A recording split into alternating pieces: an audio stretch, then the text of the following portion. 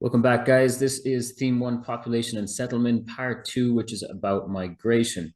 So I'm going to give you a brief rundown of all the theory and ideas, and then we're going to look into very specific case studies. So we're going to start by looking at some key vocabulary that we're going to use quite often, and then have a look at general ideas of migration in Part 1, and then we're going to look at Part 2 and 3 together in a single video as well. Okay, so very important migration definitions. Make sure you're okay with these before moving on. So we have migration, which is the movement of people for more than 1 year, so not tourists, for residency.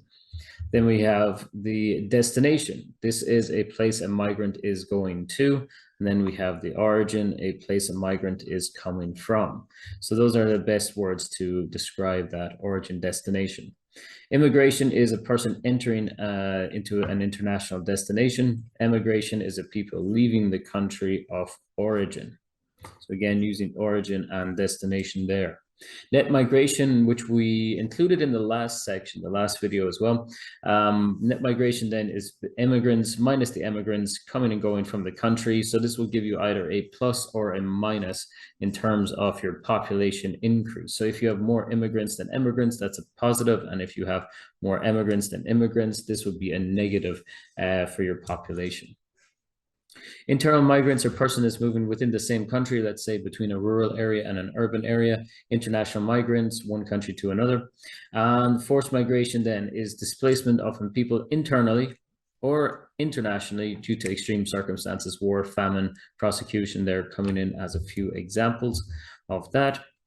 And then we see voluntary migration, which is a migrant that chooses to move for their own choice, let's say like economic reasons, for example. And migration stream is a pattern of migrants from a certain origin to a particular destination. So if we see this pattern forming over a long period of time or with a large group of migrants, we would consider this to be a migration stream.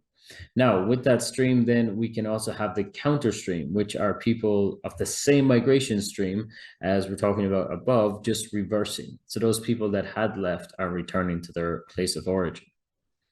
Okay, urbanization then is the growth of urban areas. We mentioned this word a lot in geography. In this section here, urbanization is going to refer to, well, the population is increasing because people are migrating from one area into a city.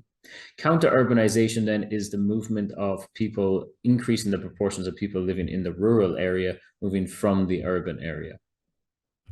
Okay, so push factors. Push factors are factors that would encourage a migrant to move, reasons why their place of origin basically aren't fulfilling their needs, right? So the push factor is why people would leave their origin. So just trying to think about that origin, where they're coming from. So if the origin has economical downsides like unemployment, low wages, economic crashes, and maybe a high cost of living, this might cause people to look for much better opportunities abroad or in urban areas, for example. So social then, we would look at poor school system, discrimination. So that could be against maybe a religion, or that could be against a belief or a way of life. And then we have poor medical or disability facilities.